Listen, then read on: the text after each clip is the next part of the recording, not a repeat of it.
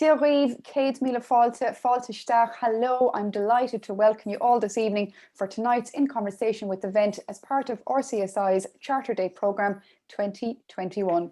This year, In Conversation with takes place virtually, of course, due to COVID-19. Over the past few months, the pandemic has challenged us all, alumni, surgeons, students, faculty and staff. During these difficult times, the importance of resilience amongst healthcare professionals and across healthcare systems obviously cannot be overstated. My name is Máire Treasa Ní Cheallaigh. I'll be your MC for this evening.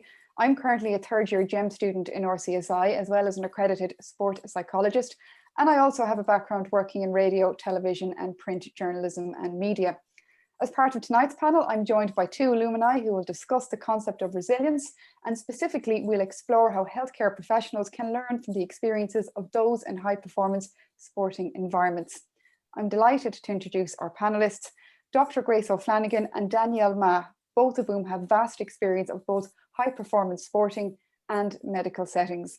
Dr. Grace O'Flanagan, class of 2016, has represented Ireland on the world stage in the Hockey World Cup, the World League and European Championships. She's also currently pursuing a career in surgery. Meanwhile, from a different perspective, Danielle Mah obtained a BSc in Physiotherapy in 2010 and subsequently worked at Bective Rangers, the FAI, and as the head physiotherapist and medical manager for Rugby Canada for 7 years. So lots to get through, lots to talk about, lots of experience on this virtual stage. I suppose, Grace, we'll turn to you first, because whenever any Irish sporting fan thinks of resilience, one of the first teams they always say, oh, that Irish hockey team, they were great days. How would you can you even begin to quantify resilience? Because that's what everybody associated you with. Yeah, first of all, thanks for having me. I suppose we went through a huge journey on that Irish hockey team to the point of the World Cup final. And that's to say that before that point, that really high point where we succeeded on that world stage, there was kind of years in the making and years of struggle and not quite getting there. So I think we learned a lot as a team and as individuals throughout that time. And there was definitely some very low points and some really tough times to get through. Until we got to what everybody then saw as the success of our World Cup journey and now our Olympic qualification. But to bring it back, I think we all probably have times in our sporting career that we'd probably remember as a struggle or difficult times. I mean, I know personally, I remember a time at the under-18s and the Europeans, and we were losing 7-8-9-0 against I think it was the German team at the time. And you kind of, in that moment, you know, as much as you would love to give up and walk away, you have to persevere, you have to push through it, and you have to kind of find something in yourself to bring yourself through that moment and to still pull out a performance and still make yourself proud and do the best that you can in that situation. And we ended up getting some goals back in that. And even though it was a hard loss, I think we all learned a lot of lessons in that. And you fast forward kind of probably another 10 years then to our journey up to getting to the World Cup final and the Olympics. I think the big standout for the Irish team was failing to qualify for the 2016 Olympics. And we talk about inches in mattering in sports, and for us it was the width of a goalpost, that it would have gone to sudden death in a shootout and we hit the post. And up to that point, just so much work had gone into that, and the team, we all really believed that we were going to make it. And you get that sort of devastation of not quite making it, where you've just put everything that you had into it. And to kind of turn around and pick yourselves up and go again takes a lot. And I think the big thing about resilience, when we talk about it, I think a lot of that comes from experiences. So it was those experiences that we had that helped us pull ourselves back up and helped us get to the next 2 years, to the World Cup final, and now to Olympic qualification. So I think we learned a lot from those hard times. And you have to kind of be very honest with yourself and looking at your performances and analyzing that, but also I think acknowledge what you can control. And I think that's the big thing, that you don't get bogged down in the uncontrollables. So I think that's a big focus for us, and it certainly has been, is controlling what's controllable, learning from past experiences, but also having a bit of optimism and drive for the future. It's interesting listening to you, chronicle those experiences. And one is the Irish public's perception of you guys being an overnight success, when actually there was a lot of tears, heartbreak, hard work along the way, that rocky road to success. But also reminds me of something, I think it was Serena Williams who did an interview, and she said too often she thought too much about the losses rather than taking time to pause and enjoy the wins. And even just listening to you there, I'm thinking, despite all your success, there's still a lot of thought going into that time when you guys nearly made it but didn't. Yeah, I think that's was definitely a big driving force for us as a team, and it was something even for the players. I mean, I got dropped from selection just before that qualifying tournament, so I kind of had that heartbreak first, and then felt it again for the team afterwards. And even for our players, younger players coming through, I think all of them kind of were on that journey with us, and were with us in pushing forward. But we did definitely enjoy the highs as well, and I think we appreciated them so much, having gone through all those lows. And I think a big thing about us, I mentioned kind of optimism, and I think that's a huge part in resilience, is still having that bit of kind of hope, and that you're going to get there. I think it was Professor Carol Dweck spoke at RCSI 2 years ago, and the concept about failure that she mentioned was, it's not failure, it's just not yet. And I think that our team kind of really embodied that. We said we didn't quite make it, but we were so close, and let's push on. We're doing something right here, we're getting there. So I think that's definitely kind of a mantra for our team, that we have that sort of spirit to push on, even though the hard times are there, better times come, and I think we really pushed on with that. I think, Danielle, that's a concept we talk about, resilience. It's been the buzzword in lots of different psychology fields, high performance fields, medicine, surgery, sport, all that kind of stuff. But I do find it can be quite difficult sometimes to actually live resilience, if you know what I mean. And you've had unique experience in, I suppose, developing resilience in a sports setting. Yeah, I definitely resound, what a lot of the things Grace said resounded with me as well. And despite being more on the staff side as the physiotherapist for the team, we had a similar experience with the 2016 Olympics. And I had actually left Ireland in 2013 when Olympic funding came into Canada for rugby. So now that rugby sevens had become an Olympic sport, they actually had a position available, which is what my position was when I'd moved back. So, you kind of always start off with a goal, and then we didn't quite make it in 2016. And it's, almost identical of a team that is now qualified for, Tokyo 2020, which I myself was supposed to be involved in as well. And, fingers crossed, we'll see what happens for July. But a lot of the same feelings. And when we talk about resilience in the team, there's a couple aspects that we speak about when we speak about it as a staff, sort of the other side, behind closed doors when we're talking about you, Grace. So physical resilience, talking about sort of what my specific role would be, making sure that in all the intense training that we're doing, suffering through the knocks, the losses and strains, and, all of those challenges on the road to get to, the event and the competition, but then building also mental resilience, because that is really, really challenging. And it is really hard to do that, just I suppose out of nothing, that really teams that have experienced failure get that kind of backing of resilience, and almost, build power from being in a situation that, is less than perfect.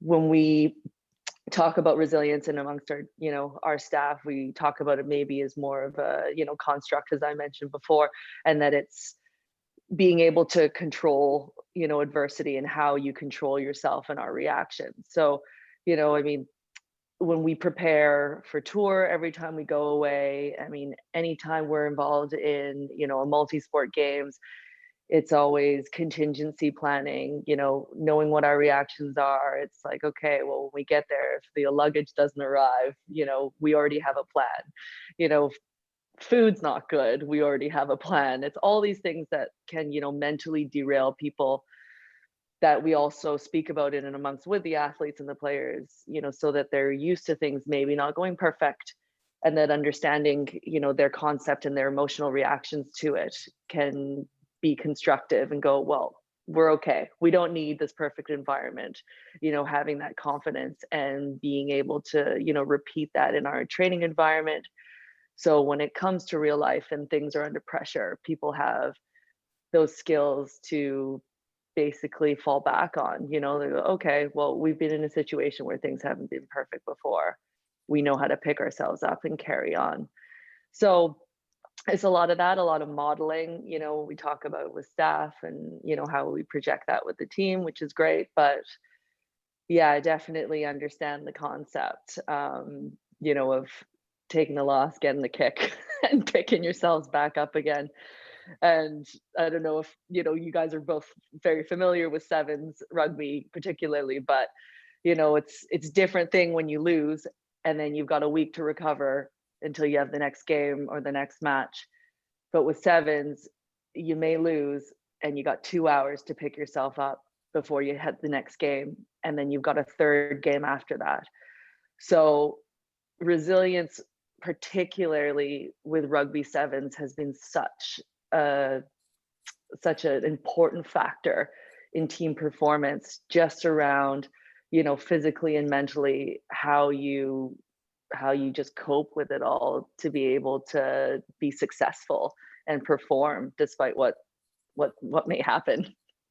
Absolutely. I always think, a good way to describe resilience, because like you said, it is, to a lot of people, it is a construct and it's a buzzword thrown around at conferences, or this is what we do. We help your child build resilience and all that. My way of describing it is just how you really eloquently described it: bounce back ability, the ability to get back to where you were.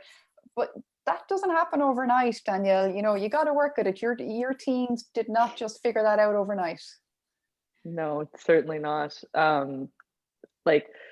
I think as well, we were kind of lucky of having, quite a tight-knit group, and a lot of the athletes have been very long-term in our team. And I'm not sure, Grace, if yours were the same by the sounds of it, where you have, a group that is close, that have experienced so much together, that a lot of that, even with sort of younger players or, talent that's coming up, they can, adopt and adapt very easily, because, the larger group of it has already gone through things, and, they can bring that experience, to the team.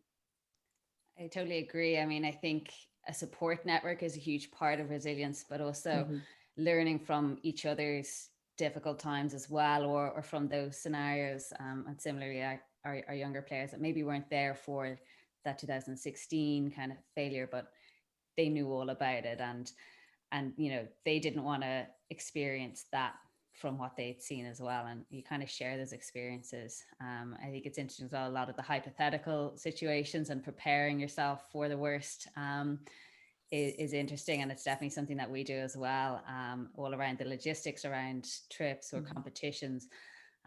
But then also just around play. And I know my default is kind of visualizing everything going great on the pitch, but then visualizing something not going well. How am I going to react? What happens next? And I think that's really helpful. And I kind of find that you do that then in everyday life, so that when that bad situation crops up, you've already been through it in your head. You know your next steps. And I think that's a really good sort of technique to practice, or something to kind of prepare yourself for those situations that maybe you haven't actually experienced it, but you've thought about it, and you kind of know your next steps and how you might navigate through it.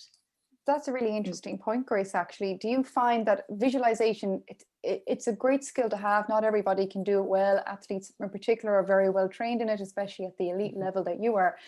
But I'm imagining as well, do you use your visualization, say, throughout when you were doing your medical degree? Now you're training to be a surgeon. I can only imagine a good visualization technique must be great for what you're trying to learn to do and train in yourself. I think so, to a degree.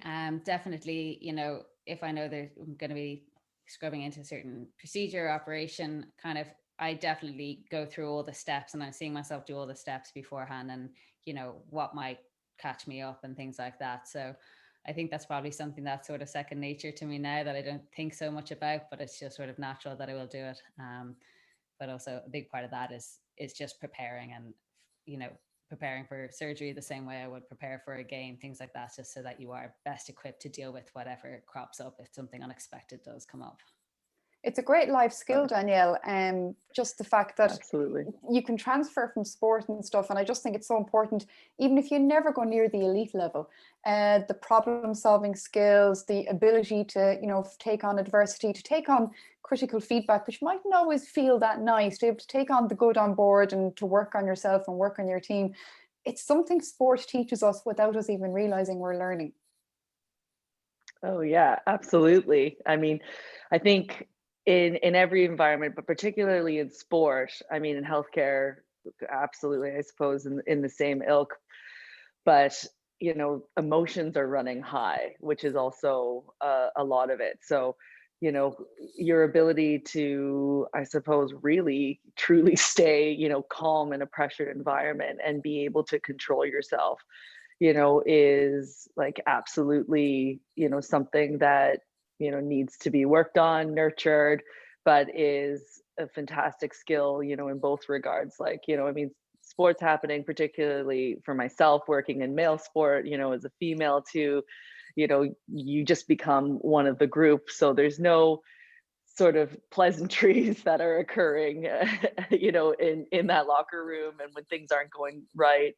And so you've just got to be able to manage that, you know, and also have an understanding and a trust in the group that you're working with. So, you know, all the, you know, in the situations where emotions are heightened and things might get, you know, a bit ratty, it's also knowing that that is just in the moment.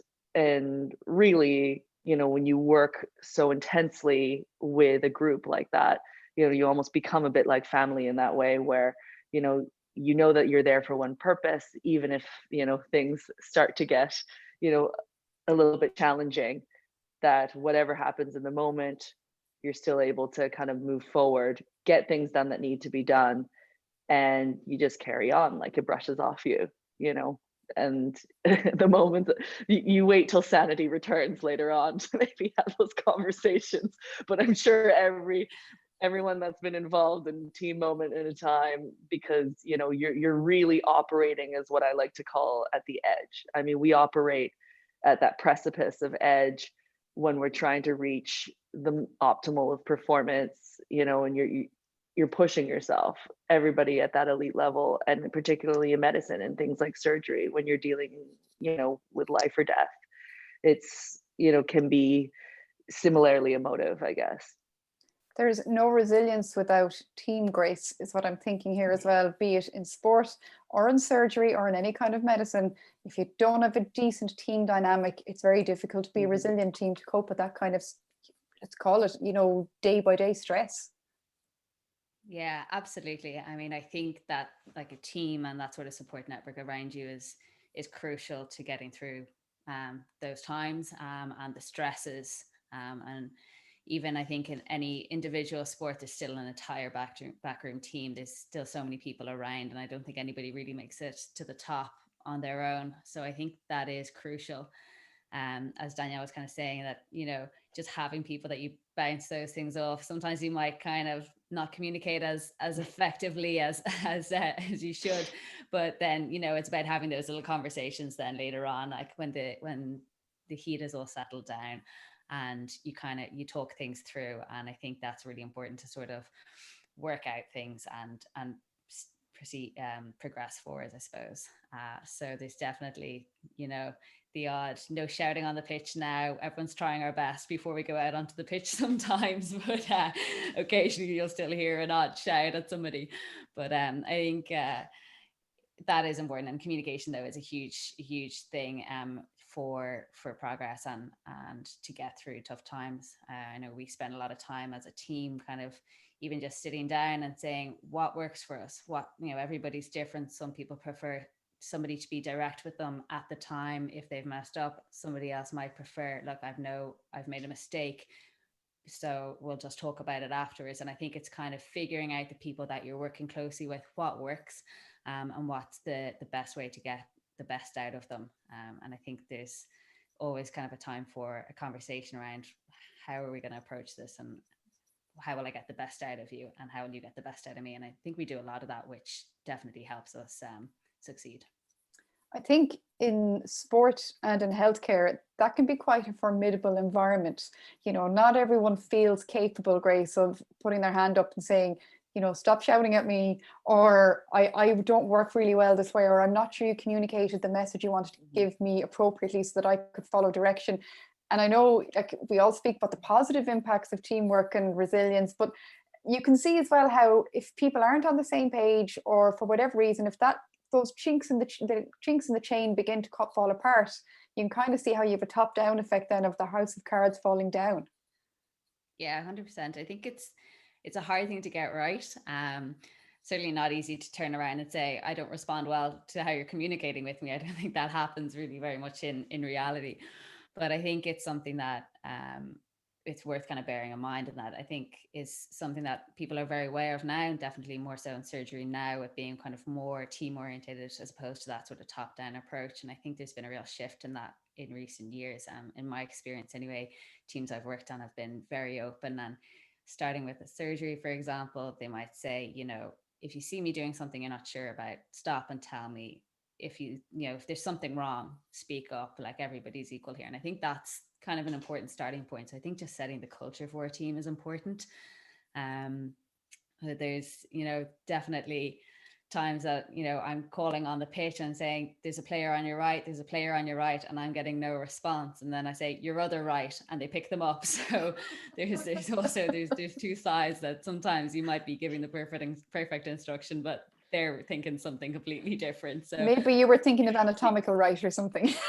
Yeah, maybe.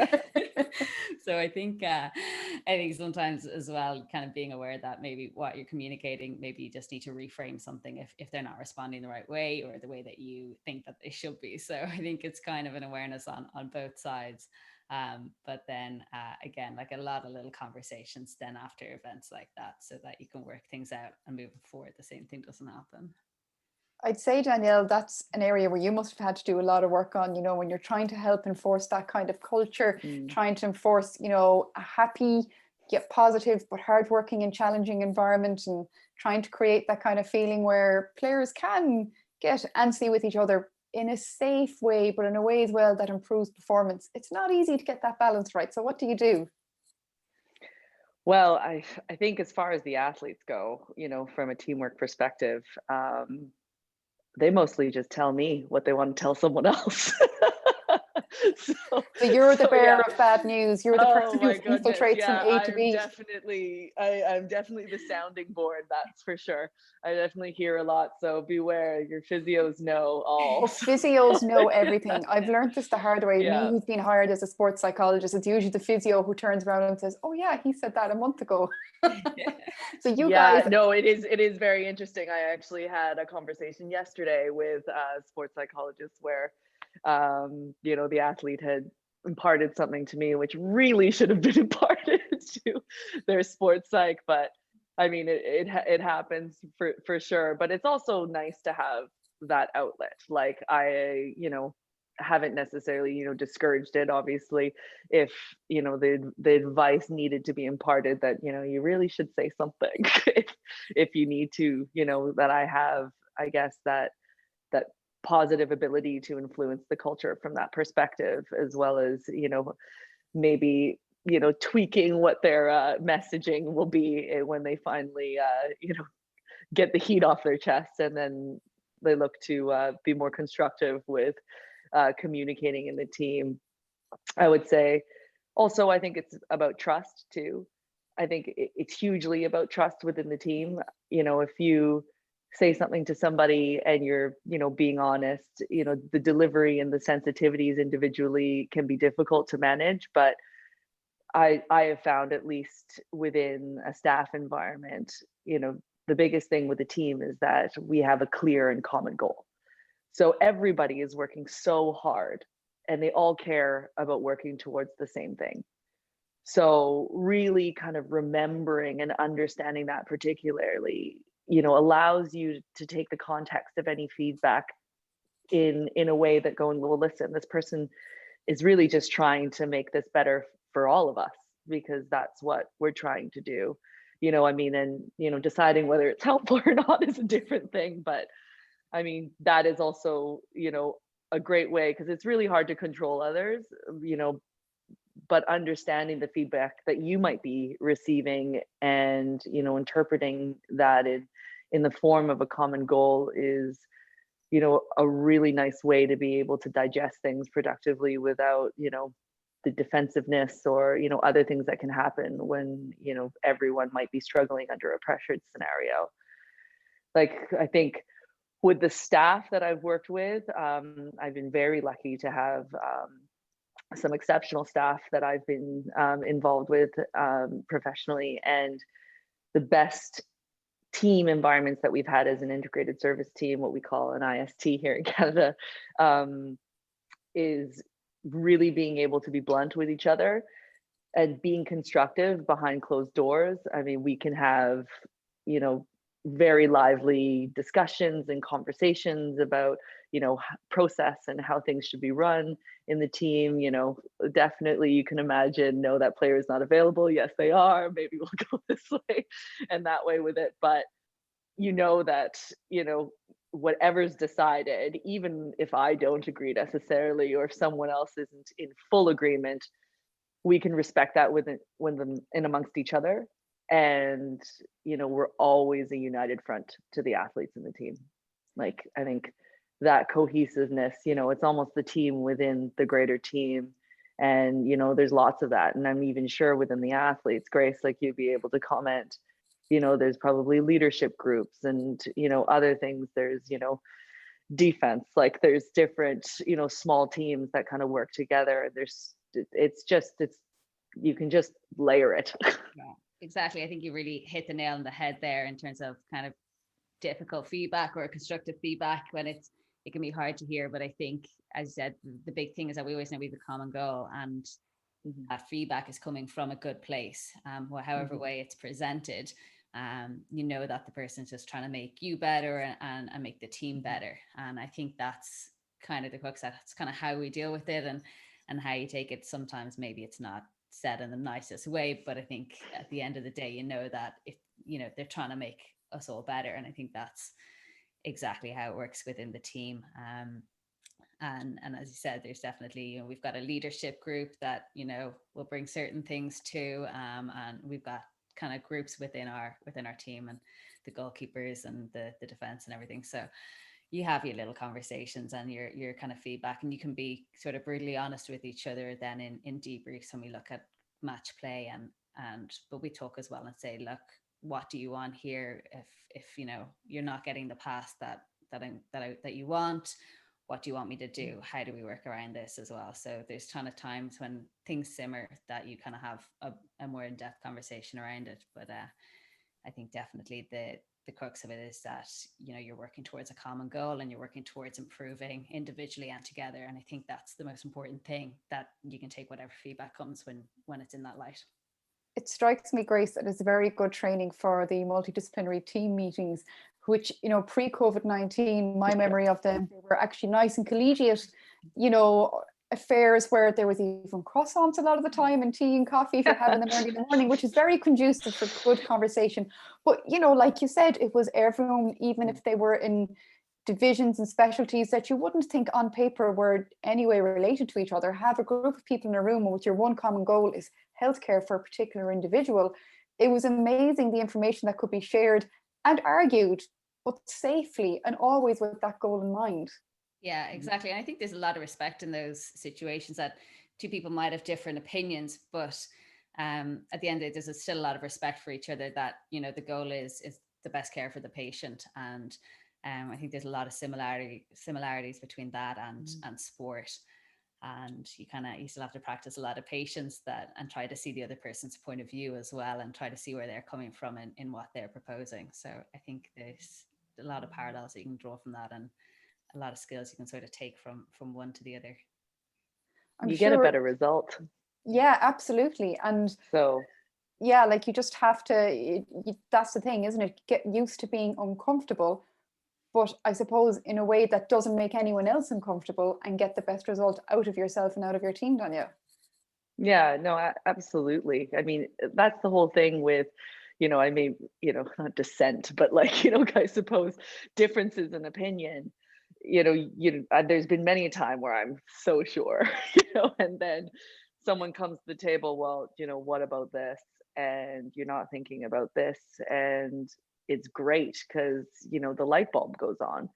And therefore, I mean, that's the benefit of collaboration. Also, the respect you have for the other person, even though they have a different opinion, you go, okay, well, they know what they're talking about, they're experienced in this. And then also, having that open mind, I think that's also very important, because you're coming to the conversation, you may have your own opinion, but also being ready to listen, because that is, you're learning so much, and I can't say I would be nowhere near the therapist that I am today without colleagues of all different disciplines, like that have, contributed to, the amount of knowledge and, the performances and the successes that I've been able to experience. When we speak about, high performance environments, be it sport or healthcare, and I know you're quite passionate about this, Danielle, in that we shouldn't be leaving our personal and our personality on the back burner, which can happen so often, because especially as you know yourself, working in sport, people will say, oh, that's so cool, you get to do this, you get to hang out with this person and see that person. It must be so amazing. And yeah, times are, but it's also really hard work. Oh my God, absolutely. Like, I think, I'm like, the conversation happens so often, where I think there's, the glamour light, there's the studio light on our jobs, and and I'm sure Grace feels it too. Oh, it must be so fantastic, like you're touring, you're going to these fantastic places. Meanwhile, they don't see you sitting on this stinky bus and then waiting in, like, airports all over for these horrendous, changeovers and flights, because that was the cheapest route. And, working for a national sport organization, you're not flying, with the IRFU first class to your test match, and definitely, I mean, probably even more so, Grace, in women's sport as well, never mind working in premier sport. So it's like, not only that, the hours are ridiculous too. You are definitely working a job of passion. It's not for money. So like, definitely not, particularly in the sport. They kind of, I think, imagine, oh, the glamour, we're getting, professional athlete salaries, when in fact, that's completely the opposite. And, I mean, I was basically on call for 7 years straight, all manner of ailments. Like, I've had athletes ring me for the sniffles. I've had athletes, I can't sleep, like. And what were you supposed to do? Absolutely. Like, I was genuinely, before I became a mother this past year, I was a mother. So Plenty of trading. Oh, absolutely. But, I mean, not to diminish that role, but I mean, it really is, and you do it because you care. And that's actually the bottom line of it. I mean, you wouldn't do this unless you had an extreme passion for it. And, despite, yes, the long hours, and, when you're on tour, it's 24 hours a day, 7 days a week, and I'm on tour for 2 weeks at a time, and then you come back, and it's definitely, keeping on top of all of the PD, make sure that everything you're doing is exactly the right thing that you should be doing, because everyone's keeping each other on their toes. So it's not easy, is the first thing. It's, yes, you do get to play in amazing stadiums, and you get to see all these different places, but there is a flip side of sacrifice. Sacrifice from your families, sacrifice, from your own personal time, sacrifice financially, that, a lot of the time people don't really discuss. Would I do it again? Absolutely. like knowing those sacrifices, but that's me, I definitely think it's not for everyone, but if you have that passion and drive and you get the opportunity to be, in that arena, it's, fantastic.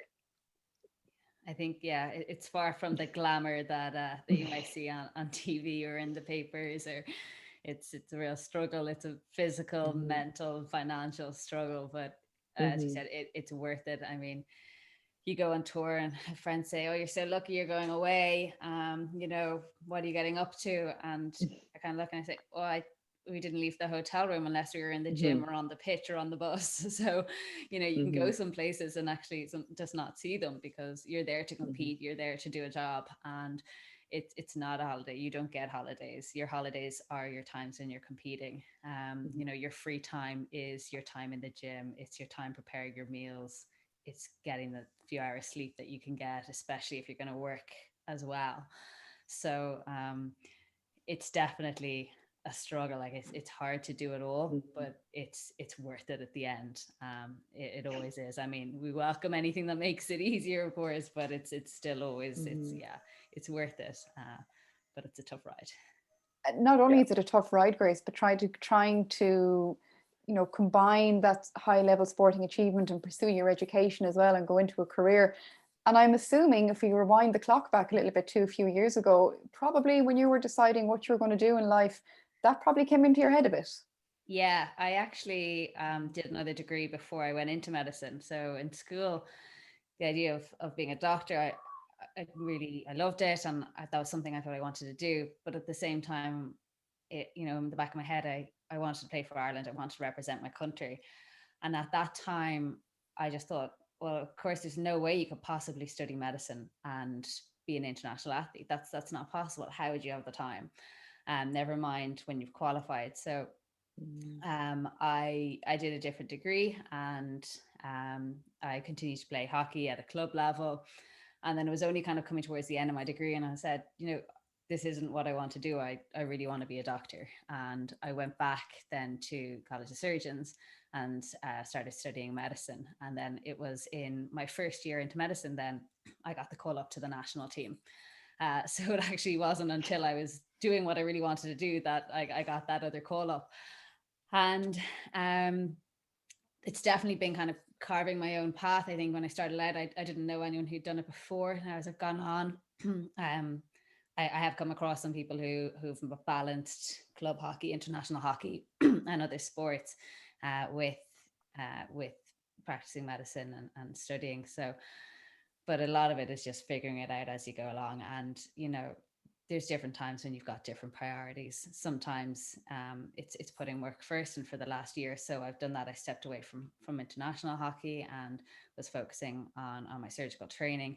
And then there's other times then when the sport kind of comes first, and that's now kind of pushing for the Olympics now, that's kind of at the forefront. So sometimes it's just giving more to one than the other, and you kind of just need to balance that the best you can. We need a lot of support as well to do that, because it is difficult. I think, and therein, Danielle, is the big, I suppose, conundrum of everyone working at the moment, I think male or female, especially in this COVID environment, and everybody's trying to balance childcare and work and looking after patients. But more so again for women, it definitely is an issue in that, we've been told for years you can have it all. And I think, as Grace has really eloquently explained to us there, you kind of can, but sometimes, you have little weight and one's going like this and one is going up and down, and it's learning how to manage that. Oh gosh, yeah. I think really, it's, you have sort of a one-track mind, especially when you're in that professional athlete mindset. Everything about your day, absolutely everything, is put into calculations about how it's going to improve your performance. And so, what you eat for breakfast, what time you wake up, and sometimes you could even be checking your heart rate, for variable heart rate. You can be doing other sort of, surveillance things that the team might require, walking through your day, thinking about stretching, am I standing too long if I'm working? Am I sitting too long if I'm studying and I'm trying to do this, then, you know, did I get my rehab in? Do I need to do the training? And, you know, then you're trying to balance all of that, you know, at every little minuscule level to get that 1%, you know, ahead, while trying to have a career or trying to balance family. And it is, I mean, I think we develop the skills of being extraordinary multitaskers and incredibly efficient with very short periods of time. You know, I mean, I always you know, use the word execute. You know, I mean, like I call myself, you know, the executioner without being, you know, sort of in a fatal connotation, but you Glad like I'm not working just, on your team. yeah, exactly.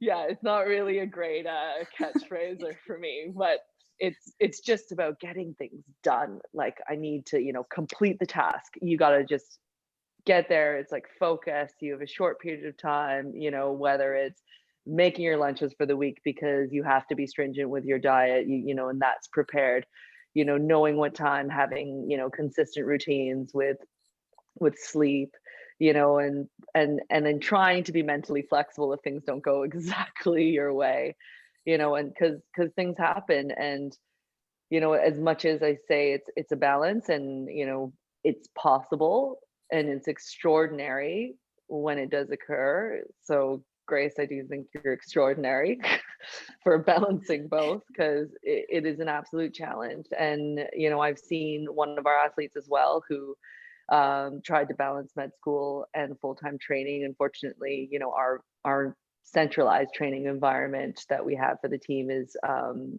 you know, it wasn't conducive. So we ended up having to take a year out while trying to, you know, still balance a few, you know, mentorships here and there. But yeah, just almost delayed his education for a year, you know, to then go back. So, you know, you know, I know, especially as a female, a lot of women, you know, athletes, you know, need to make choices and around families and things like that. And so, you know, whether that's, you know, part of that, those choices, again, back to the sacrifice, but it can happen. And I think, you know, maybe going back to the idea of resilience that we spoke about in the beginning, and you know, Grace was saying about the optimism. It's optimism, you know, like I'm going to optimistically finish all of these tasks today. But it's also the belief that it can happen. Because if you truly go, you know, yes, I can do this, then there is such a mental force that really can bring things to fruition, you know, and having that, you know, resilience to fight through the times when you're exhausted, because that occurs, you know, and working on that fine balance. It's tricky, but yeah, it's belief that you can do it is a big one. Grace, Danielle called you extraordinary there, and I think anyone watching this will absolutely agree. There's not many people like you out there, and there's a reason for that. It's very, very hard to do what you've done. And I think it's even harder again, and let's call a spade, because you are a woman. We're still in that part of the world right now where it is still more difficult for women to progress in the areas you've decided to try and excel in. And it's not even trying, you are excelling in it. So if she can see it, she can be it. I suppose you're the epitome. Women need to see other women excelling in the workplace and in sport, places where maybe women haven't always been before. Yeah, I mean, I think extraordinary might be a bit flattering. I've definitely taken the scenic route to where I've gotten. And exactly as Danielle said, you know, sometimes it's delaying progression. You know, you might hold up a year or so moving on because you're committed to something else as well. But I think it's important to have sort of flexible systems around to support excellence and to support people pursuing things like that, because at the end of the day, you get a well-rounded person at the end of it. And I think that, you know, when you say she can see it, she can be it, I think that the 20 by 20 campaign for sports was a huge thing to encourage women in sport in this country, and it's been really successful. But I think just, you know, for women to look up, or children to look up and see people excelling in whatever it is that they're doing, whether it's motorsport, hockey, rugby, whether it's work, medicine, being a lawyer, anything like that. But just to have role models out there, I think it's great. And I mean, I look at my teammates and they're all incredibly intelligent women. They're all very successful. You know, they're pursuing high flying jobs and they're incredible athletes as well. And I think that there's so many brilliant role models out there now that it's just a matter of kind of getting the platform and getting it out there, and just encouraging young people as well to not give up on dreams like that, to not give up on sport, to pursue maybe their career, but to kind of consider keeping a little bit of everything going, because I think at the end of the day you get a well-rounded person out of it, and I think they're good colleagues to work with as well. It's nice to have something to chat about other than work, so if people have something else going on, it's always interesting to talk about something else as well. So I think it makes the work day go a bit better too. I think, Danielle, you'd be a fan of the scenic route as well. It builds character, builds resilience, builds experiences, and just more opportunities. Oh gosh, absolutely. I mean, I don't think there's a direct route really anywhere. Like, I think everybody ends up in their, you know, their own path. I mean, particularly with myself, you know, I did a prior degree before coming to Ireland to College of Surgeons. I, you know, completed a human kinetics degree at the University of British Columbia, and then kind of took a year out, knew I wanted to go to physio, but wanted to be quite choosy with where I ended up. You know, I mean, talk about two birds with one stone. I had taken a 6-month, you know, sabbatical from my degree previous before I finished it at, excuse me, UBC, and just loved traveling. So wanted to kind of explore options abroad, and ended myself up in a lot of, you know, choices about deciding whether to stay, you know, somewhere in Canada, perhaps go to Australia for physio, and I settled on Bonnie Dublin. So yeah, and I can tell you it was great going through the degree there, and then even staying and working. You know, I ended up, you know, happening on a private practice after my degree was completed, and I also worked up at the Rotunda Hospital. So I was at the Rotunda doing women's health, antenatal and, you know, postnatal work at NICU and the rest, and then also worked in private practice and worked then with a bit of football. So I worked in with the FAI for a few years as well, along, you know, with happening on with Bective, with starting some of that rugby journey. And so it, you know, it was very roundabout route, you know, it was also very varied. And, you know, I think things sometimes happen to you rather than necessarily you always seeking them out. But you end up getting there in the end. And, you know, you kind of like the road leads you a bit as much as you're running. As I mean, I felt like I was running as fast as I could, but I guess the road sort of picked me in a way. But definitely, I think, you know, going back to speaking about women in these roles, it's a challenge, you know, and, you know, definitely I have a nice, you know, contrast of experiences between, I suppose, working and living here in Canada and then working and living in Ireland as well, just, you know, particularly with sport and, you know, gender roles and, you know, just seeing even the difference culturally. Like Ireland to this day, I do believe I am still the only female that's ever worked with a men's side for Irish football. So that's a big call out. Wow.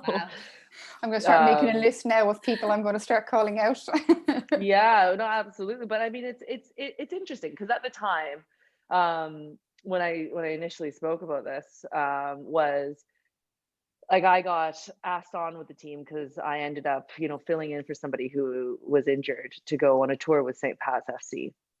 So we went away and there was an FAI rep with us, and you know, he basically saw my work, and you know, we did really well at the tournament for the UEFA qualifier for them and made it to the main round. So, you know, I think it was all happy days from that perspective.